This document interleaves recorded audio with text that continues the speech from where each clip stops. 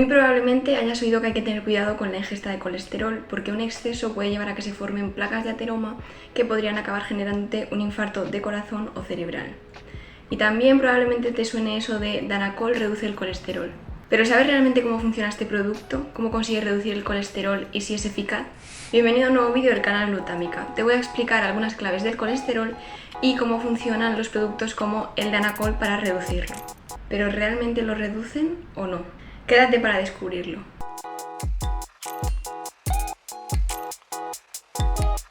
Vale, entonces, ¿cómo funciona el Danacol? Pues básicamente lo que hace es reducir la absorción del colesterol en el intestino. Bueno, hasta aquí el vídeo de hoy, espero que te haya gustado, te haya parecido interesante. Que es broma, que esta es la respuesta corta, pero realmente no dice nada, entonces vamos a explicar todo esto un poco mejor. Para entender cómo el Danacol consigue reducir la absorción de colesterol, necesitamos primero ver un poco cómo se transporta el colesterol por nuestro cuerpo y qué ciclo realiza. Quizás te suena esto de que hay un colesterol bueno y un colesterol malo. Pues a ver, esto es así, pero no del todo, porque en realidad solamente existe una única molécula de colesterol, que es este tetraciclo que estás viendo en pantalla. Entonces no es que haya una molécula buena y una mala, solamente hay un colesterol. ¿Qué pasa? Que el colesterol no puede viajar solo por nuestro organismo porque tiene la característica de ser mayormente apolar o hidrófobo. ¿Qué significa esto de ser hidrófobo?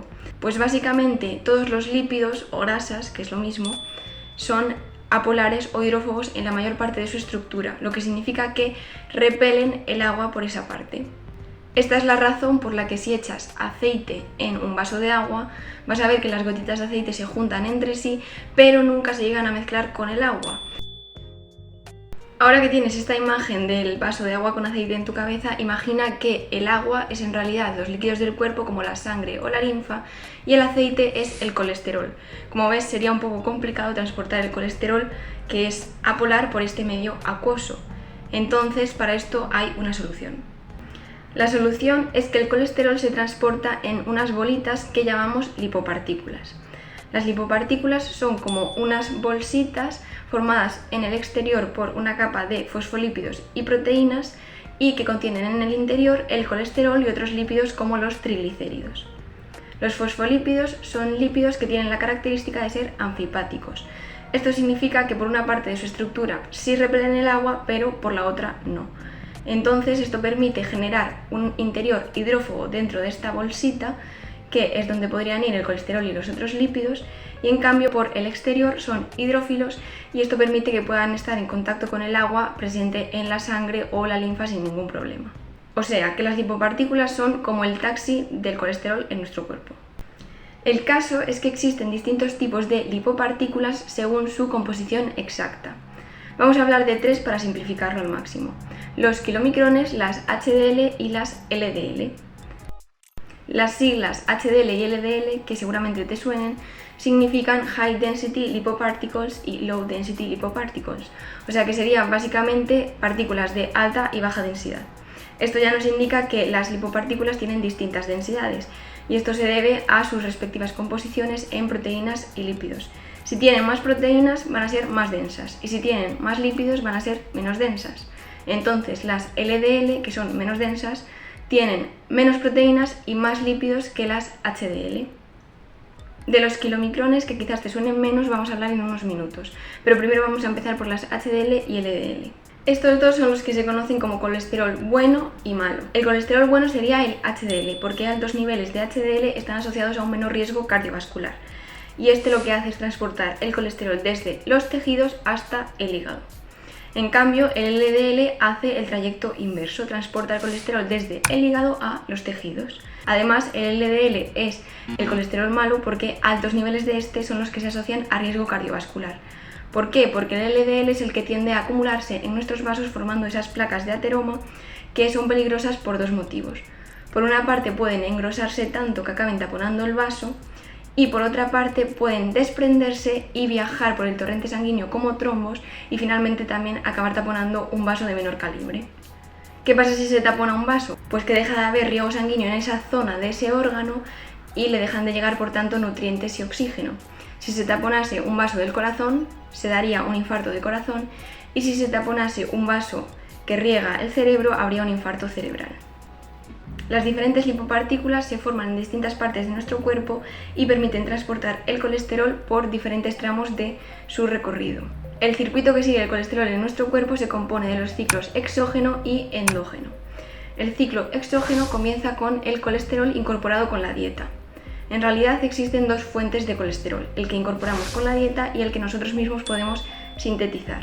Entonces, cuando ingerimos alimentos con colesterol, este se va a absorber en el intestino y así va a comenzar el ciclo exógeno. Cuando el colesterol se absorbe en el intestino, pasa a los enterocitos, que son las células que recubren la luz del intestino, y ahí dentro se van a formar un tipo de lipopartículas, que son los kilomicrones. Recuerda que el colesterol no puede viajar solo por la sangre, entonces gracias a estos kilomicrones va a pasar desde los enterocitos a la linfa y de ahí a la sangre, porque los vasos linfáticos desembocan en el torrente sanguíneo. Después va a haber un momento en que desde la sangre llegue al hígado. En realidad, lo que llega al hígado no son los kilomicrones, sino los remanentes de kilomicrón, porque los kilomicrones van perdiendo triglicéridos por su camino y cuando llegan al hígado tienen una composición ya un poco distinta y por eso se les cambia el nombre. El hígado recoge esos remanentes de kilomicrón y los deshace, o sea, separa las distintas moléculas que componen esa lipopartícula. ¿Qué va a hacer con el colesterol? Pues para empezar lo une al propio colesterol que el hígado ha sintetizado. Entonces, todas esas moléculas de colesterol ahora pueden tener tres destinos. Pueden transformarse en sales biliares y pasar a la bilis y liberarse a través de la vesícula biliar al intestino delgado para digerir las grasas. Puede pasar directamente, sin haberse transformado en sales biliares, a la bilis como colesterol y tener también ese mismo destino, o puede incorporarse dentro de un nuevo tipo de lipopartículas. Los dos primeros destinos, que serían acabar en el intestino delgado y posteriormente volver a ser absorbidos o pasar a las heces, serían aquellos que cierran el ciclo exógeno. Y el tercer destino, que sería el de incorporarse en nuevas lipopartículas, daría lugar al inicio del ciclo endógeno. Las lipopartículas que se van a generar en el hígado son los precursores de las LDL y se llaman VLDL, de Very Low Density Lipoparticles, es decir, que son todavía menos densas. Las VLDL salen del hígado y van a viajar por el torrente sanguíneo al resto de órganos. Y durante este viaje van a ir perdiendo triglicéridos, por eso van a ir adquiriendo cada vez una mayor densidad porque la proporción de proteínas cada vez va a ser mayor y entonces es ahí cuando se van a ir transformando en las LDL. Las LDL van a seguir viajando por el torrente sanguíneo y van a ser captadas ahora enteras por las células. ¿Para qué? Pues porque las células necesitan los componentes de esas LDL. Uno de ellos es el colesterol. ¿Por qué necesitan las células colesterol? Todavía no hemos mencionado las funciones del colesterol, pero el colesterol es imprescindible para dar estabilidad a las membranas de las células y también para la síntesis de las hormonas esteroideas como los andrógenos como la testosterona, los estrógenos, los mineralocorticoides, etc. Entonces es a través de las LDL que las células captan ese colesterol que necesitan. Además, también hay un exceso de LDL que puede volver al hígado. Por otra parte, el resto de tejidos distintos al hígado van a sintetizar otro tipo de lipopartículas donde van a meter el excedente de colesterol que no necesitan. Y estas son las HDL. Estas van a viajar entonces desde todos estos tejidos hacia el hígado. Y ahí ya el hígado va a volver a descomponerlas y usar sus componentes para las diferentes cosas que necesite. Uno de ellos será el colesterol, que nuevamente tendrá esos tres destinos que he mencionado antes. Vale, Edurne, toda esta chapa está muy bien, pero ¿dónde entra en todo esto el Danacol? El caso es que para reducir el riesgo cardiovascular hay que evitar la formación de las placas de ateroma y como se empiezan a formar a partir del LDL que se acumula en los vasos, hay que reducir la cantidad de LDL en plasma. Esto se hace reduciendo el colesterol de nuestro cuerpo. Pues básicamente existen dos formas de reducir el colesterol porque existen dos fuentes de colesterol como he mencionado antes de pasada: la ingestión y la síntesis. Por una parte, nosotros mismos somos capaces de sintetizar colesterol a partir de otros nutrientes. Quizás te suenen las estatinas como la simvastatina o lovastatina, que son fármacos que se recetan para reducir el colesterol. Pues estas lo que hacen es justamente impedir la síntesis de colesterol. Por otra parte, podemos ingerir colesterol con los alimentos. Y aquí es donde entra en juego el Danacol. Como bien sabrás, ingerimos colesterol al tomar productos de origen animal como los huevos, la mantequilla, la carne. Cuando esos alimentos ya han sido semidigeridos tras pasar por la boca, el esófago y el estómago, llegan al intestino delgado y ahí se va a producir la absorción del colesterol. La absorción simplemente quiere decir el paso desde la luz del tubo digestivo hacia el interior de las células que lo recubren, que son, en el caso del intestino delgado, los enterocitos. Para conseguir traspasar desde la luz al interior de los enterocitos, el colesterol necesita primero formar micelas, que serían grupitos de lípidos, y además necesitan un transportador que les permita atravesar la membrana de esos enterocitos. De esta forma van a conseguir llegar al interior de los enterocitos, donde ya van a ser incorporados en kilomicrones y se va a iniciar todo el ciclo exógeno que hemos hablado antes. La clave de productos como el Danacol es que contienen en su composición fitoesteroles. Estas moléculas son muy parecidas en función y estructura al colesterol, lo que pasa que se encuentran en vegetales, o sea que los animales tenemos colesterol y los vegetales tienen fitoesteroles. Como los fitoesteroles tienen una estructura tan similar al colesterol, van a absorberse en el intestino delgado de la misma forma que lo hace el colesterol. Y esta es justo la clave para entender por qué los fitoesteroles producen una reducción del colesterol. Como ambos comparten los mismos mecanismos para entrar en los enterocitos, es decir, para ser absorbidos, van a competir entre sí por estos mecanismos. Es decir, que cuantos más fitoesteroles ingieras, menos colesterol vas a poder absorber y este en cambio va a quedarse en el tubo digestivo para acabar finalmente formando parte de las heces. Además, los fitoesteroles también cocristalizan con el colesterol y esto también impide que este se pueda absorber y que entonces acabe en las heces. Los fitoesteroles son en realidad moléculas presentes de forma normal en los alimentos de origen vegetal, especialmente en aquellos ricos en grasas porque los fitoesteroles son lípidos igual que el colesterol. Entonces los alimentos vegetales que más fitoesteroles tienen son los aceites vegetales, las legumbres, los cereales y en menor medida las frutas y verduras. O sea que de forma normal todos ingerimos estos fitoesteroles. De hecho, en Europa la ingesta media sería de entre 250 y 400 miligramos diarios, que son unas cantidades similares a las que ingerimos de colesterol. Sin embargo, aquellas personas que consuman Danacol van a tener un extra de estos fitoesteroles. Entonces, cuando se ingiere Danacol, lo que se está haciendo es ingerir fitoesteroles que van a disminuir la absorción de colesterol en el intestino y de forma compensatoria el hígado lo que va a hacer ante esta falta de colesterol es captar más LDL de la sangre. De esta forma se reduce el número de lipopartículas LDL en sangre y así se reduce el riesgo cardiovascular. Vale, pero entonces ¿es realmente eficaz tomar Danacol? Pues antes te he dicho que todos estamos ingiriendo fitoesteroles, una media en Europa de entre 250 a 400 miligramos diarios.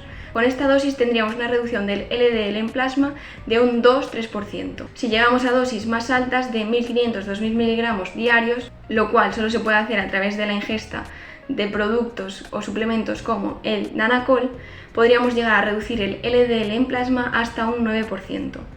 Entonces los fitoesteroles sí son eficaces reduciendo el LDL en plasma. Sin embargo, esta eficacia varía un poco entre personas porque no todos absorbemos con igual eficacia el colesterol. Hay personas que se llaman absorbedores que absorben muy eficazmente el colesterol, entonces con la dieta obtienen una gran cantidad de colesterol y no necesitan sintetizar tanto. Sin embargo, hay otras personas que son los sintetizadores que son peores absorbiendo el colesterol y por tanto su cuerpo sintetiza más colesterol para llegar a los requerimientos que necesita. Entonces, los primeros, los absorbedores, se van a beneficiar más si tienen un colesterol alto de consumir fitoesteroles porque se va a poder reducir la absorción. En cambio, los sintetizadores, como no están absorbiendo tanto colesterol y la mayor parte lo sintetizan, pues no van a verse tan beneficiados. Vamos a recapitular. El colesterol puede formarse en el cuerpo u obtenerse a través de la ingesta de alimentos de origen animal.